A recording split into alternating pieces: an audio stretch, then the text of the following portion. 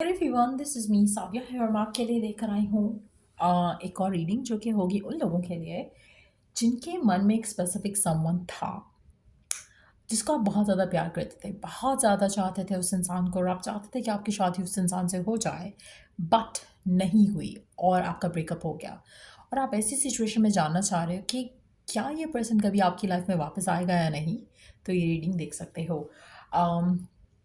Just be mindful कि ये एक जनरल रीडिंग है, सबके साथ मैच कर भी सकती है और नहीं भी। सो जो बातें जो मैसेजेस मैच करते हैं उन मैसेजेस को पिक करो और बाकी सब को छोड़ दो। अगर आप पर्सनल रीडिंग्स चाहते हो पेपॉल से या इजी पैसे से पेमेंट कर सकते हो, सिर्फ तभी रीच आउट करो ताकि आपका भी टाइम वेस्ट नहीं हो और मेरा भी। सो जो भी स्पेसिफिक समवन है जिसके साथ कनेक्शन ख़त्म हो चुका है और आप दोनों साथ नहीं हो, क्या ये पर्सन आपके पास वापस आएगा जिससे आपने बहुत ज़्यादा चाहा, जिससे आपने बहुत ज़्यादा प्यार किया? क्या ये पर्सन आपके पास वापस आएगा, हाँ या ना? We do have the friends, influences, family, security, grass is greener, possibilities,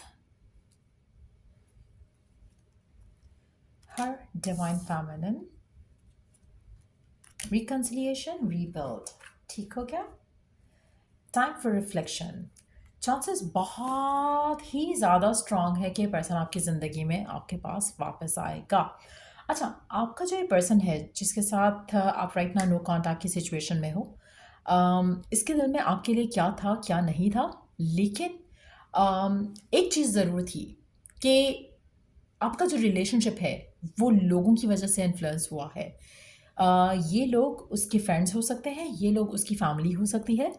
मैं ये नहीं कह रही हूँ कि पर्सन आपको चाहता था और आप उसके साथ अपना रिलेशनशिप प्रोसीड नहीं कर सका, लेकिन ऐसा लग रहा है कि लोगों का इन्फ्लुएंस काफ़ी स्ट्रांग रहा है, जिसकी वजह से आप दोनों का एंड हुआ कनेक्शन।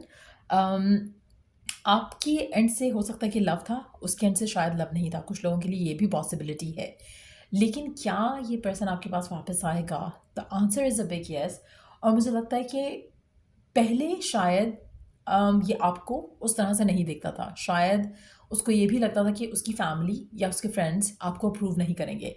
और ये एक ऐसा पर्सन है जिसके साथ आप डील कर रहे थे जो कि लोगों को उनके ओपिनियंस को बहुत ज़्यादा मैटर करता है, उसके उसके लिए बहुत ज़्यादा मैटर करते हैं लोगों के ओपिनियंस और उनकी फैमिली के ओपिनियंस, उनकी फैमिली का अप्रूवल। क्योंकि ये पर्सन अपने हर काम में लोगों को खुश करना चाहते हैं, kind of a people's pleaser वाला एनर्जी हो सकती है इस इंसान की। लेकिन मुझे लगता है कि आप में से कुछ लोगों के लिए चांसेस बहुत स्ट्रांग हैं कि पर्सन ने कभी आपके लिए स्टैंड नहीं लिया, क्योंकि इसके लिए शायद आप वो थे ही नहीं जो आपके लिए ये पर्सन बन चुका था। हैविंग सेड दैट, इस पर्सन ने आपका प्यार देखा है, इस पर्सन ने आपका ट्रूथ देखा है, इस पर्सन ने आपको जाना है, इस पर्सन ने आपका प्यार, आपकी अफेक्शन फील की है। चाहे ये लड़का था या लड़की थी जिसके साथ भी आप थे, जिसके लिए भी आप ये रीडिंग देख रहे हो, देयर हैज़ बीन समथिंग जो कि आपने इस इंसान को बहुत ज़्यादा दिया, जो कि कोई और नहीं दे सका आज तक। आप में से मेजॉरिटी लोगों के लिए मुझे लगता है कि आपका रिलेशनशिप हमेशा से डिवाइनली टाइम्ड था, लेकिन आप शायद अंडरस्टैंड नहीं कर सके। आप जितना मर्ज़ी कोशिश कर लेते इस रिलेशनशिप को चलाने के लिए, ये कभी वर्कआउट नहीं होना था पहले, और अभी आप जितना मर्ज़ी इसको रोक लो, ये वर्कआउट होगा, ये पर्सन आपके पास वापस आएगा। आप में से कुछ लोगों के लिए मुझे लगता है कि आपको अब शायद लगता होगा कि अब तो चांस ही नहीं है कि वापस आए। शायद कुछ ऐसा हो चुका है जब आपको लगता है कि ये इम्पॉसिबल है फॉर दिस टू हैपन, लेकिन अब वो होगा, अब ये पर्सन आएगा। आप में से मेजॉरिटी लोगों के लिए आप शायद इस चीज़ के इंतज़ार में भी नहीं हो जब ये पर्सन आपके पास वापस आएगा। सो रिकन्सिलिएशन का कार्ड, रीबिल्ड का card is a big yes कि यस, ये पर्सन आपके पास वापस आएगा और अपना रिश्ता जो है आपके साथ जो है उसको रिवाइव करना चाहेगा। Let's see more cards here. Second,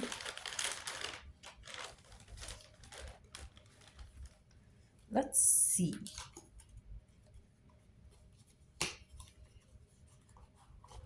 आपका प्यार इस इंसान को आपके पास लेकर आएगा, कम्युनिकेशन डेफिनेटली होगी और ये पर्सन आपके पास डेफिनेटली आएगा। टाइमिंग अभी हम देख लेते हैं कि कब तक आ सकता है, but let's see some more cards first.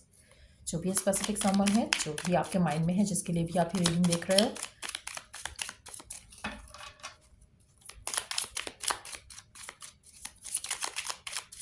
क्या ये आपके पास वापस आएगा? और अगर आएगा तो क्यों आएगा? क्या चाहिए होगा इसको? रिकन्सिलिएशन होगी आपकी। एक सेकेंड, अनरीड डेक पहले देख लेते हैं। We do have the high priestess. Okay, let's see जो कार्ड्स आए हैं। We do have the sun, air of cups, the tower. उसकी life wasn't the same without you. जितना भी टाइम हो चुका है आप दोनों की नो कॉन्टैक्ट सिचुएशन को, ब्रेकअप की सिचुएशन को, इसकी life without you has been different. Happy नहीं था, फुलफिल नहीं था आपके बगैर। और आप में से मेजॉरिटी लोगों के लिए मुझे लगता है कि आप जब आपका कनेक्शन ख़त्म हुए काफ़ी टाइम हो सकता है कि ऑलरेडी ख़त्म हुआ, बहुत टाइम हो चुका है, लेकिन एट द सेम टाइम शायद पहले आप इस कनेक्शन को लेकर, इस इंसान को लेकर बहुत ज़्यादा जैसे क्रेव करते थे। पहले आप बहुत ज़्यादा चाहते थे कि रिकन्सिलिएशन हो जाए, नॉट दैट कि अब नहीं चाहते हो, लेकिन अब आप you have kind of like healed your self.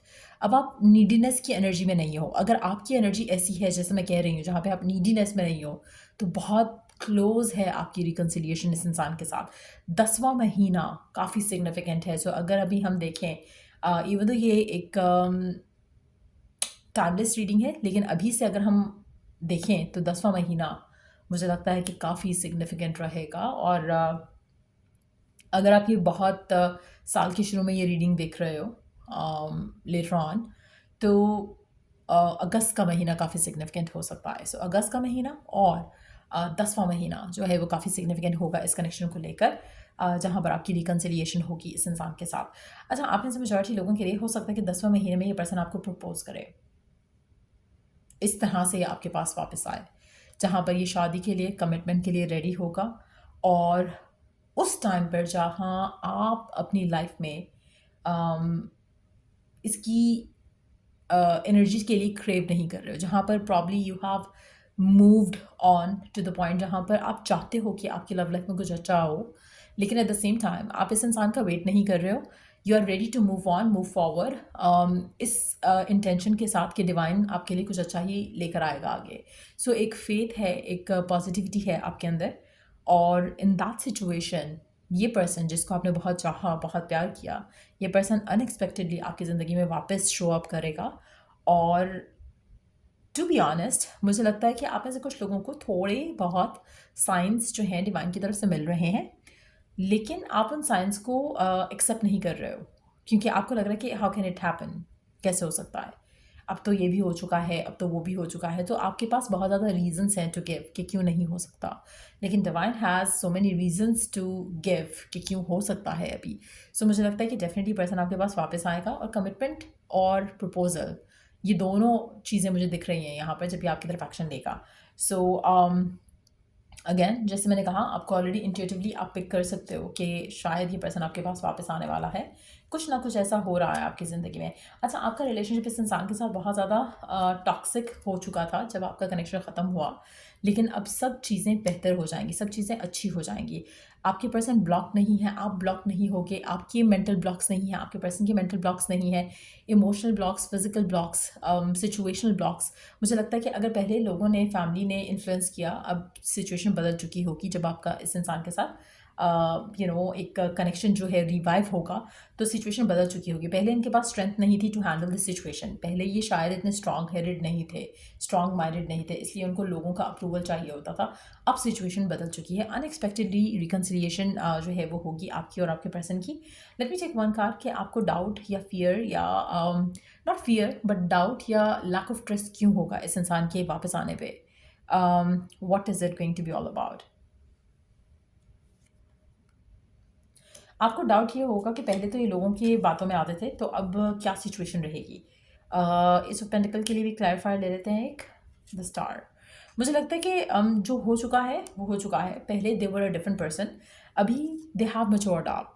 With the age of source card अगर हम बात करें तो ऐसा लग रहा है कि जैसे इस इंसान को अपनी लाइफ को लेकर जो सिचुएशन है, मतलब इसमें कोई कॉन्फ्लिक्ट नहीं है इसको। पहले they might have been very conflicted, पहले they my have been very unsure, लेकिन अब चीज़ें बदल चुकी हैं। अब ये पर्सन जो है इस कनेक्शन को लेकर, आपको लेकर उस तरह से नहीं सोचता है जैसे पहले सोचता था।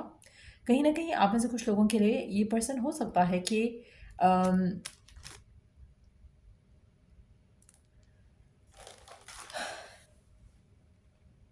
हो सकता है कि पर्सन इस कनेक्शन को लेकर जो एक नई उम्मीद के साथ आपकी तरफ आएगा, वो उम्मीद इसलिए भी हो सकती है क्योंकि अब वो उस जगह पर है जहाँ पर वो शादी के लिए, कमिटमेंट के लिए रेडी है।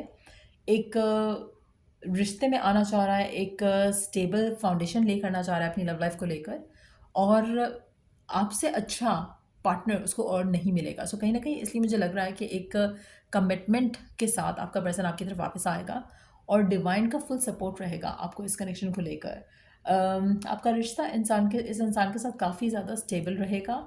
मैच्योरली ये पर्सन अपने रिलेशनशिप में आगे बढ़ेगा आपके साथ। एक रिन्यूड होप आपको मिलेगी इस इंसान के साथ, एक रिन्यूड पैशन फील होगा आपको इस इंसान के आने के साथ। और अगर हम स्टार साइन की बात करें कि कौन से साइंस हो सकते हैं, तो हो सकता है कि इसका sun sign, because I accidentally said that, Leo हो सकता है, स्कॉर्पियो हो सकता है, टॉरस हो सकता है, वर्गो कैप्रिकॉर्न हो सकता है।